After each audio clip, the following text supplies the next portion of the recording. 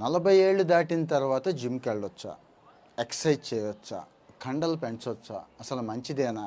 ఏదైనా మళ్ళీ ప్రమాదమా అని ఆలోచించి మానేసి హాయిగా ఇంట్లో కూర్చునేవాళ్ళు, ఏదో అలా పొడి పొడిగా 4 అడుగులు వేసాంలే అన్నట్టుగా వాకింగ్కి వెళ్ళి వచ్చేసేవాళ్ళు చాలామంది. ఆయన ఎంత చేసినా ఆరోగ్యం మెరుగుపడదు, ఫిట్నెస్ రాదు. నాకు కూడా 40 దాటింది కాబట్టి చెప్తున్నాను. 40 దాటిన వాళ్ళందరికీ ఇది బాగా ఉపయోగపడుతుంది. నా పర్సనల్ ఎక్స్పీరియన్స్ కూడానండి.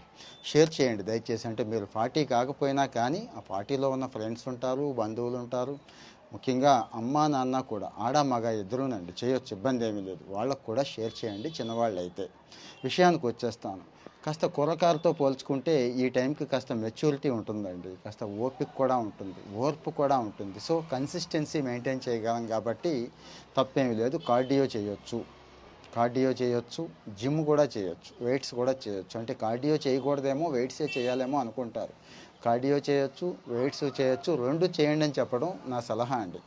భారీ భారీ వెయిట్స్ జోకి వెళ్ళక్కర్లేదు. మనం ఎంతైతే భరించగలమో అంతే వెయిట్ చక్కగా కన్సిస్టెంట్గా చేసుకుంటూ వెళితే మంచిది కూడానండి. ఈ వయసులో జనరల్గా మెటబాలిజం పడుతూ ఉంటుంది, మీకు తెలుసు.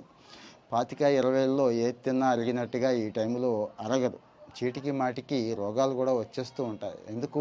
వయసు పెరుగుతోంది కాబట్టి రోగ నిరోధక శక్తి తగ్గుతోంది.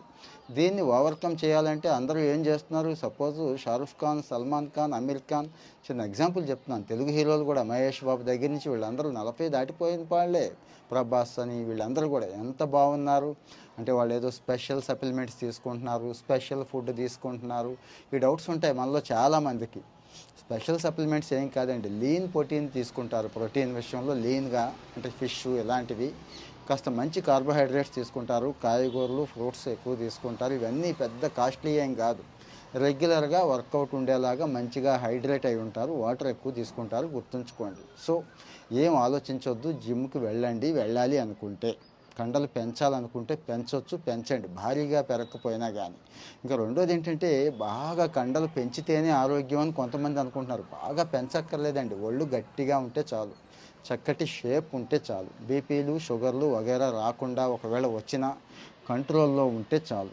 ఇది ఓవరాల్గా టార్గెట్ అవ్వాలి, ఆడ కానీ మగ కానీ ఎవరికైనా కానీ. సో 40 దాటాక నేను జిమ్కి వెళ్ళాలా వద్దా, గట్టిగా చెయ్యాలా వద్దా, ఇలాంటివి డౌట్లు చాలామందికి ఉంది. యాక్చువల్గా చేయాల్సిందే 40 దాటాక.